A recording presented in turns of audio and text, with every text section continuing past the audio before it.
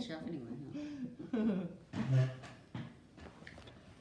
morning, good morning. We'll get all situated here. Oh, our little cameras on February the 21st, 2019. Did it come up on Facebook? All right, we're on Facebook Live. There's Margot. Have I told you lately, Margot, how much I love you? You're such an encourager. You've got such a ministry. Hi, Carol. Good to see you guys. We're reading in Leviticus 11 and 12. Morning, Miss Angie. Hope your bunch is all well. Hi, Megan. Praying for Olivia. Yes, Angie. Goodness gracious. Yes. Hello to everyone. Text me and tell me where you guys are from, or send me a private message on Facebook. I love seeing where everybody's from that gets on the videos with us. It's exciting. This morning, another one of those readings. I'm just saying, there was a time when I would just, went right by this stuff thinking, what does this have to do with me today? Because today we all know Jesus' own words, we can eat anything. It's not what goes into a man that defiles us, it's what comes out. However, today reading this and reading about all the foods, all the animals, first of all, I'm going to kind of skip ahead and start with this in mind first. Let's go to, it would be Leviticus.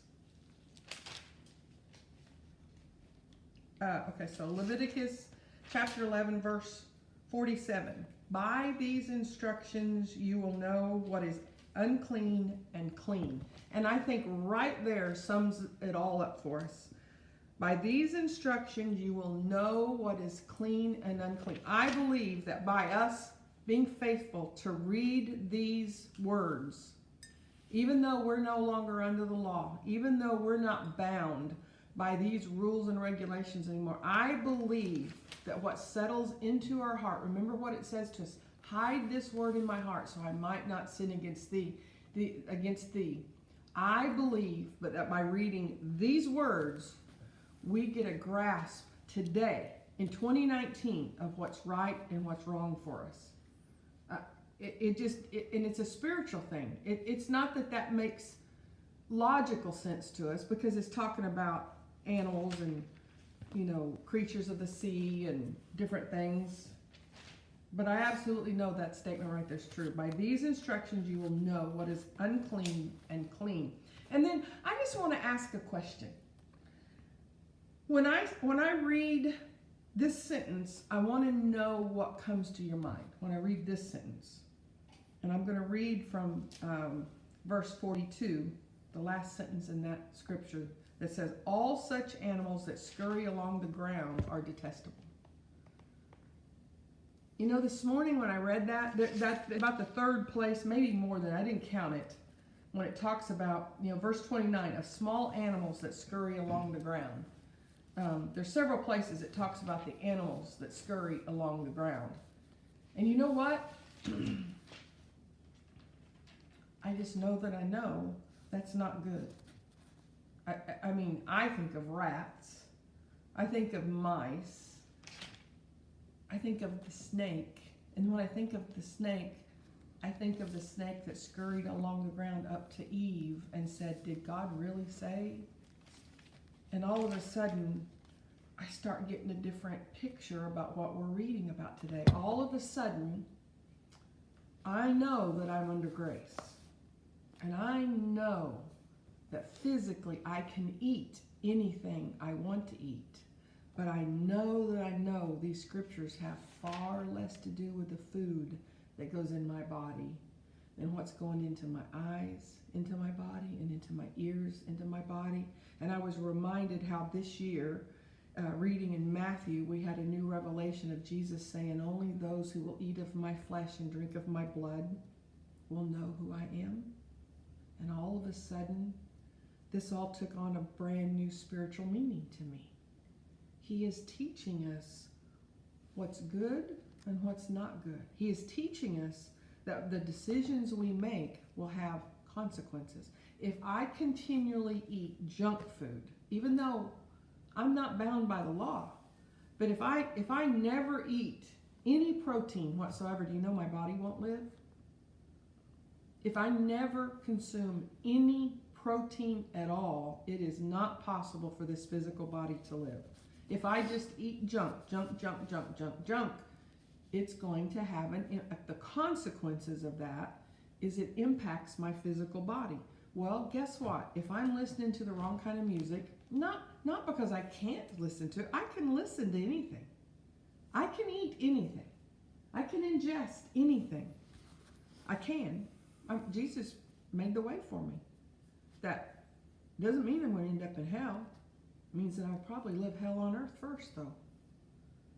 The junk that goes in creates junk that comes out. If I'm watching, I'll just tell you, pornography came to mind this morning. The animals that scurry along the ground. Do you know that industry itself is a multi-billion-dollar industry that poisons the minds of everybody who tunes in and watches it. It's just an example of what goes in, skews our mind, creates the wrong thoughts in our head, and then creates the wrong expectations of what our life is supposed to be like. What relationship between a man and a woman is supposed to really be. It's just an example, and that's what I got out of reading this morning. And then we go to Mark, and Jesus is just about his business. He's on his way. He got into the boat again, and he's going to go, and this daughter is sick, and he's going to go heal her. And then here we have this picture of a Christ-centered woman. So today, Christ-centered means way different than it meant then. Today, Christ-centered means his spirit lives on the inside of us. And when we go internal into here, every answer to every problem we could ever have is found when we Christ-center. This woman, I believe, practiced that because it said that she had heard about Jesus. Verse 27, this is Mark 5:27. She had heard about Jesus, so she came up behind him through the crowd and touched his robe. For she thought to herself, and there's the picture of Christ-centeredness. She thought to herself. She didn't go running around telling 15 people. To begin with, 15 people wouldn't talk to her. She was unclean. Truly, by their standards, she should have been stoned.